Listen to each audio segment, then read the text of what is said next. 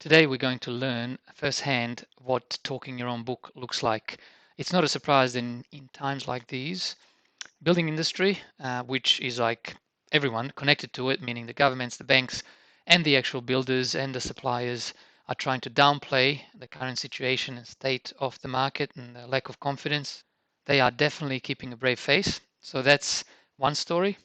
And then we're going to talk about gambling. Now, there is certain level of gambler in all of us, and it doesn't necessarily means going to the casino and putting it on the black or red.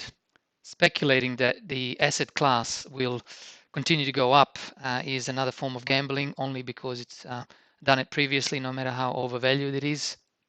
And since I completely and entirely believe in generalizing, we're going to generalize and say that in Australia, the vast majority of gambling culture comes from, let's call it, Southeast Asian countries. A lot of the money is concentrated in China, so it's not surprising that a lot of those high stake and high net worth gamblers come from China, which is why the second casino in Sydney was given a license to start building it and to eventually open it. That doesn't look like it's going according to plan. Now think about the gambler mentality. So try going against the gambler when it comes to, well, gambling in a casino. They will always have a mentality of that they can get more, win more, there's a better opportunity, it'll all be okay. It's not easy for them to conceptualize losing money until they actually lose the money, which is when their highs drops and they feel like crap. Now imagine going to a house auction where everybody's just mad. Everyone thinks that it's a bargain. If they pay $1 million for it, or $1.5 million today, that's okay. It'll be 2 million, 2.5 million next year, year after, or 5 years' time. Not a good position to be in to go against those people. So the best thing to do is to stay on the sidelines until the actual top of the bubble blows off. So that was a very long introduction to the second segment of this video. But first, as promised, talking your own book. And just to clarify, if I was a CEO of Stockland or any other company, I would have to work towards the best interest and outcomes of myself, employees, suppliers, customers, and I would be hoping that the best turns out of the industry that I'm in. I would also be talking to the government. Another word for that is lobbying the government to change the policies that will favor my business. So there's nothing wrong with that, but you've got to recognize it. And whenever you hear something coming from these people, to take it with a huge grain of salt. The housing developer calling for more red tape, why Stockland says it will cut costs and weed out the construction cowboys. Property developer Stockland has called for more red tape for the construction industry, saying the shoddy work has got to stop. Stockland posted a 70% fall in profit. Its shopping centre business hit hard by the challenging retail environment. It also saw a spike in home buyers failing to settle on purchases. Stockland is convinced the property market has bottomed, though, reporting profit from housing up 8% from the sale of nearly 6,000 homes. It says it's ready for a continued pickup in demand with 76,000 lots in its land bank. However, home sales are being hindered by banks not handing out loans as easily, with settlement defaults rising to GFC levels. Stockland boss Mark Steinert is hoping banks relax a little on the lending. Mark Steinert, settlement default rate of 7%. Now, Stockland says that this is the highest since the GFC. What do you think is driving it? Lack of credit availability. I mean, we've seen in Sydney and Melbourne 50% improvement in inquiry levels.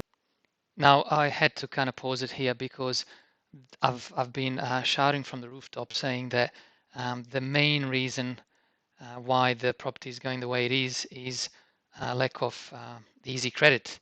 So it's not necessarily the demand and all of these other things they told us about property that is driving the prices up.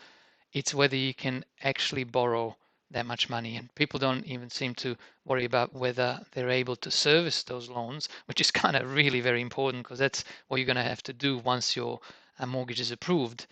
Yet they're just worried about being able to get the loan, and that's what banks worry about as well. But a lack of credit, slow availability of it will cause it every time. However, home sales are being hindered by banks not handing out loans as easily, with settlement defaults rising to GFC levels. Stockland boss Mark Steinert is hoping banks relax a little on the lending.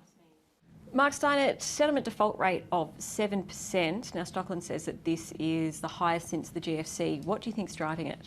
Lack of credit availability. I mean, we've seen in Sydney and Melbourne in particular around a 50% improvement in inquiry levels since the election. But at the same time, we see customers are really finding it a challenge to get their loans approved, and it's taking a lot longer as well. So those factors are really feeding into confidence still, albeit it has improved, and they're influencing the default rate. Are there any particular buyers that are being affected by this? Look, it's across the board. I'd say investors probably the most, but first home buyers are 51% of our customer base, and owner occupiers are 85%. So it is absolutely affecting all customers to some degree. You said that you've spoken to the Prime Minister and the Treasurer about the issue. What do you expect the government to do about it? Well, I think the government, to their credit, has already recognised the challenge, and out of that we've certainly seen things like the first home buyer federal government guarantee, which will come into effect in January, post the implementation phase, and that'll be very important for first home buyers in the affordable category, and that's really where there's been a lot of concern historically around affordability. Did you speak to the government or the Prime Minister and the Treasurer before or after they brought in that first home buyers policy? Guarantee. We tend to have fairly regular dialogue with both the government and the opposition. Fairly regular dialogue, lobbying, right? They have to. I mean, that's how the system works. Nothing wrong with that. We're not knocking the people involved. We would probably do exactly the same thing as long as we recognise it, right? Around our views on policy, particularly through the Property Council of Australia. So we'd like to think that there's an opportunity to ensure that both sides of government are well aware of what's going on in the broader economy. And with housing being the largest asset class in Australia, $7 trillion, it's an important part of the economy to understand. What makes you so confident that the market that we've seen the bottom? 50% increase in inquiry in Sydney and Melbourne, a significant increase in sales rates, a significant increase in auction clearance rates, and in a number of submarkets we've started to see price increases. And of course, I think by this time next year we're going to have an undersupply in most parts of the market. The new supply has collapsed and demand is continuing to grow, and affordability is at the best level in 5 years. So everything that you would normally expect for a recovery is in place, and you would normally see a strong recovery. Its pace will be all about this credit provision. There's a crisis of confidence in Australian building standards, particularly in pockets of Sydney, Melbourne, Darwin, etc. Can you confirm that no Stockland builds have got any of the systemic issues that we've seen, like the waterproofing issues, the fire rating issues, etc.? I know Stockland does lower density than what we've seen as the really headline-grabbing issues. It doesn't mean to say that you can't have those issues in small developments. Yeah, well, the first thing I'd say is whenever you're building, certainly high-rise, but any building has complexity, and it's very normal for there to be a normal level of defects on completion.